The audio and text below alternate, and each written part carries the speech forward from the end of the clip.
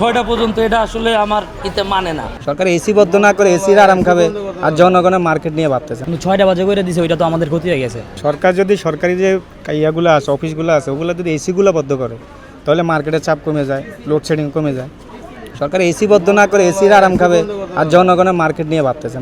মার্কেটের কথা চলবে, এখান থেকে আয় হয় না, যেখান থেকে ব্যয় ওখান থেকে বদ্ধ না করে আয়ের জায়গায় বদ্ধ করে দিতেছে। এটা তো আমাদের ক্ষতি, জনগণের ক্ষতি। আপনার মার্কেট খোলা থাকবে, মার্কেটে আয় উন্নতি হবে। যখন সরকার তো এসি চালাইতেছে সরকারি ভবনগুলোতে, ওগুলো বদ্ধ করে দেখ আগে, তারপরে মার্কেটের চিন্তা করুক। এমনি মার্কেটে বেচা কিনা নাই, তার মধ্যে আবার 6টা করে দিছে। 8টা এটা ঠিক ছিল, 8টা পরিমাণ এটা মানা যায়, কারণ 8টা বাজে যদি দোকানদারি করা হয় তা তো আমাদের কোনো বিক্রি হতো। কিন্তু 6টা বাজে করে দিছে, ওইটা তো আমাদের ক্ষতি হয়ে গেছে। গেছে বছরের কথাই বলি, আরও যে সময় করোনা আসিল ওই সময়ও মনে করেন যে 6টা পর্যন্ত বন্ধ দেয় নাই করোনার সময়।